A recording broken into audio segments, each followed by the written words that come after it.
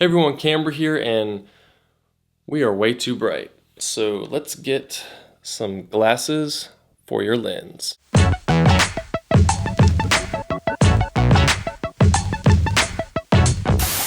everyone, Camber here, back with you, and today we are talking about Indy filters and how they can save your footage.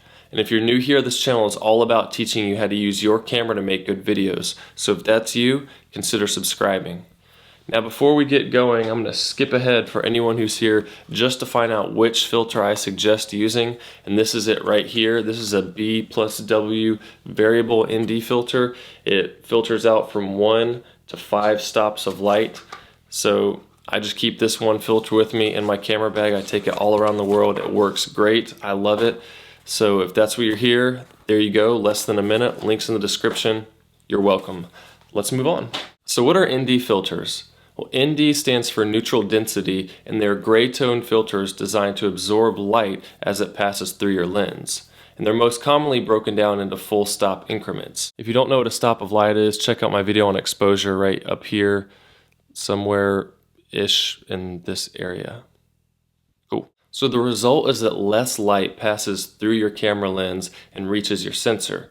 But why would you want to use an ND filter? So having a fixed shutter speed can be very limiting, especially if you're shooting outside in the daytime.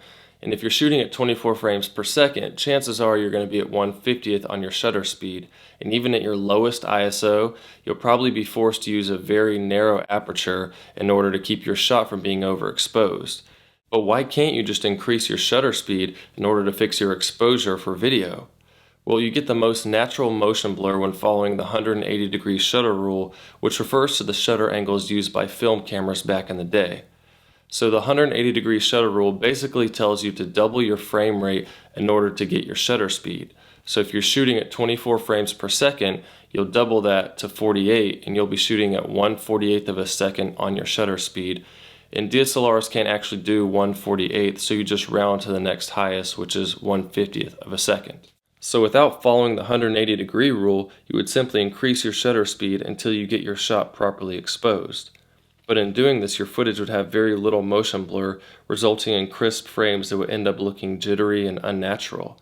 But with the ND filter in place, you can keep your shutter speed that is double your frame rate and have the normal natural motion blur that we're used to seeing. Alright, so we get what they are and why we need to use them, but what are the different types of ND filters? The circular type and the square type. And with the circular type, you have to buy individual filters for each of your lenses to fit the front filter threads. And in order to see the size that you need, you just look at the front of your camera lens. As you can see on this one, is 49 millimeters. So if you have multiple lenses with different lens diameters, your cost can drive up really quickly by having to buy multiple filters for multiple lenses. But one workaround for this is buying a step-up ring kit so that you can get just one high-quality ND filter that fits your biggest lens and use that same filter on your smaller lenses. But square-type filters are of a universal size that fit into a holder, and then you use an adapter ring to fit it to the lens that you're using. This way you can have the same set of filters with a different adapter ring for each of your lenses. So these filters are cheaper overall, but it is a bulky alternative to the smaller circular filters that fit on the front of your camera lens. And this is where having a professional cinema camera comes in handy, because many of them have ND filters built into them, so you can dial in a range of stops without having to attach anything to the front of your camera lens. So what do all the different numbers mean when you're looking at and trying to choose the right ND filter for you? Well, there are several different ways of measuring the strength of neutral density filters, but they're all basically different ways of stating how many stops of light the filter blocks. So if you just remember that 0.3 equals 1 stop of light, then you can just add on from there to see how many stops it blocks, going to 0.6 equaling 2 stops of light, 0.9 being 3 stops of light, all the way up to 3.0 blocking out 10 stops of light.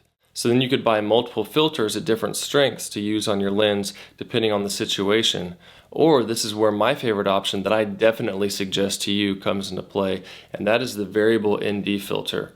And these are quite a bit more expensive. However, they're really great because you put this one filter on, you can block out just the exact amount of light you need for that scene, and then you're good to go, and you're not carrying a bunch of extra filters in your bag. And I travel a lot, so carrying as little as possible is what really sold it for me. It blocks out from 1 to 5 stops of light, and there are even more expensive ones you can get that block up to 11 stops of light. And I have links in the description for a bunch of different Indy filters so you can check out, see what will work best for you. So when shooting outside, if you want to avoid that cheap video-y look and maintain that natural motion blur that we're used to seeing in films that'll make your films look higher quality, then Indy filters are what you need to make that happen. And if you are going to invest in an Indy filter, once again, I highly suggest just putting in a little extra money, getting a good quality variable Indy filter, and that'll make your filming so much easier and way more flexible. And that's it for Indy filters. So if this was useful, hit that like button and let me know down below if you have any more questions about Indy filters. Go ahead and subscribe if you haven't, and remember that the only way to get better at something is to practice. So get out there and film something. See you soon.